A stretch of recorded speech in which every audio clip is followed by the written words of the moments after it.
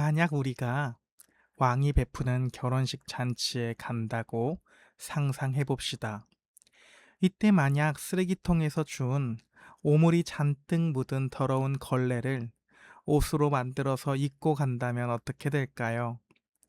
어쩌면 본인은 그 걸레 조각을 보며 내가 남들보다 꽤 깨끗하게 잘 만들었지라며 스스로는 자랑스러워할지 몰라도 잔칫집의 문지기는 당장 그를 밖으로 내쫓을 것입니다.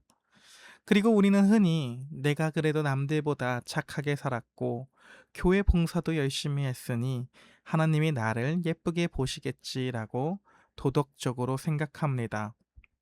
내 선행과 종교적 열심이라는 행위를 하나님 앞에서 구원의 자격으로 내밀려고 하는 것입니다.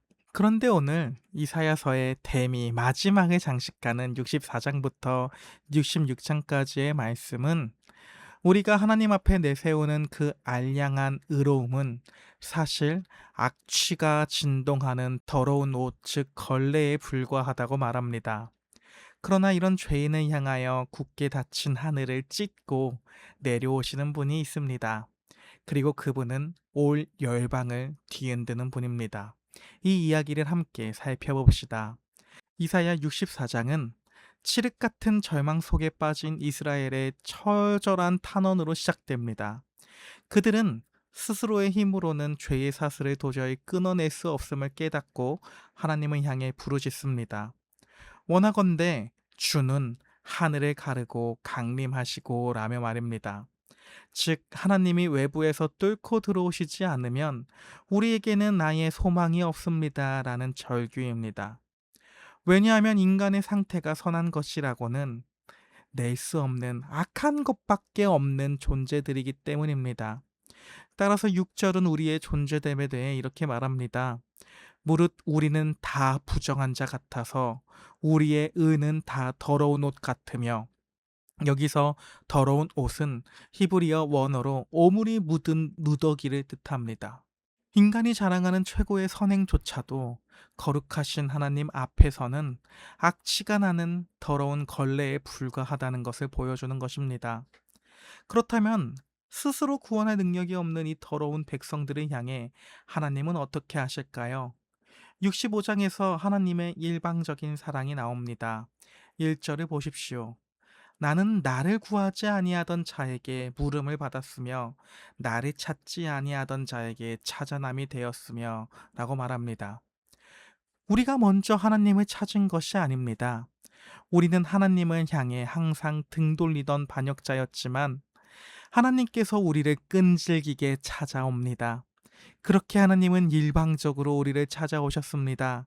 자격 없는 자들을 은혜로 덮으셔서 마침내 애통과 울음이 없는 새하늘과 새 땅 17절의 말씀처럼요. 새하늘의 새 땅을 창조하시겠다고 선언해 주십니다.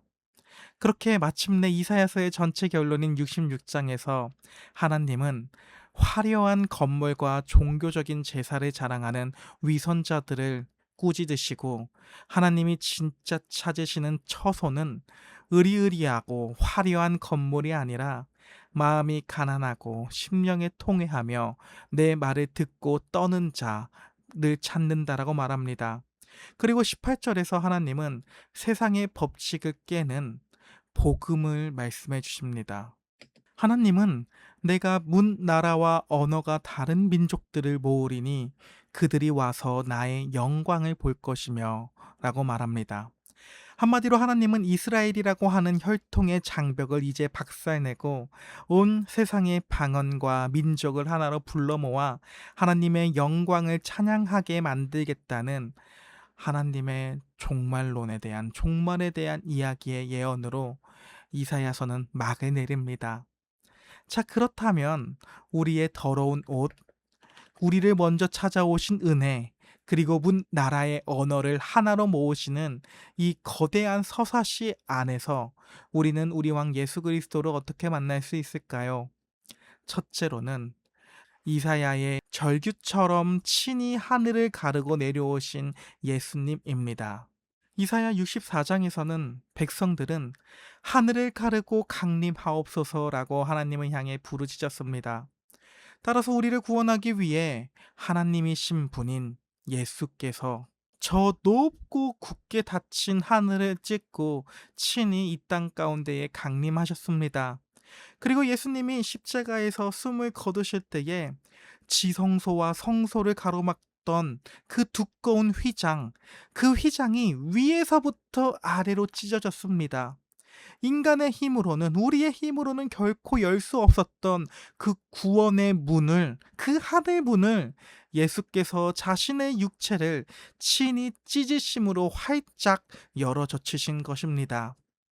둘째로는 더러운 걸레를 벗기시고 완벽한 의의 겉옷을 우리에게 입혀주신 예수님입니다.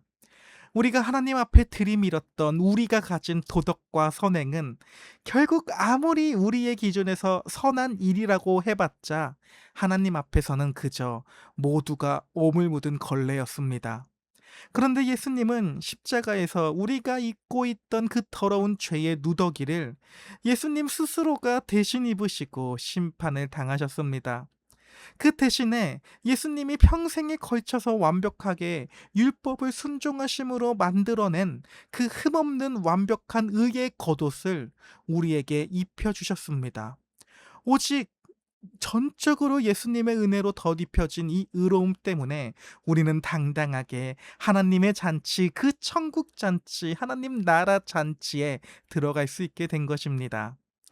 마지막 세 번째로는 이사야 66장의 예언을 오순절 마가다락방에서 성취하신 삼위일체 하나님이십니다.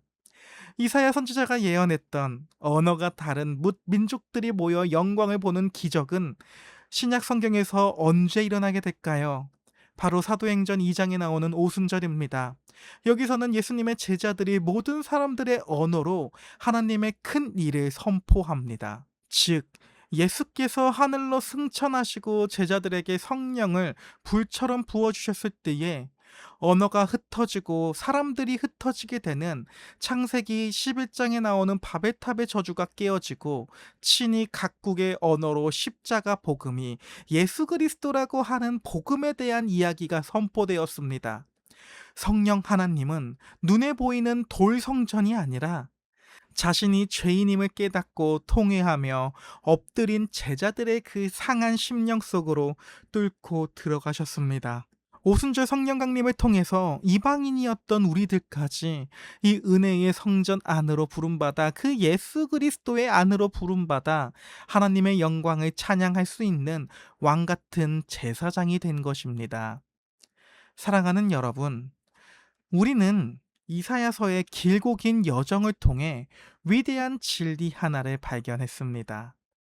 구원은 결코 우리의 손과 우리의 행위, 인간에게서부터 나오는 것이 아니라는 사실입니다. 오늘도 나의 열심과 행위로 하나님께 점수를 따내려던 그 오물 묻은 걸레 같은 의로움을 그냥 십자가 앞에 다 버려버립시다. 그저 우리는 예수님 앞에서 상하고 통회하는 심령으로 예수님, 저는 아무것도 할 수 없는 죄인입니다. 그러니 저에겐 오직 은혜만 필요합니다. 라고 그냥 이야기합시다. 그 가난한 심령이야말로 성령 하나님이 거하시는 가장 거룩하고 영광스러운 진짜 성전이 곧 교회가 됩니다.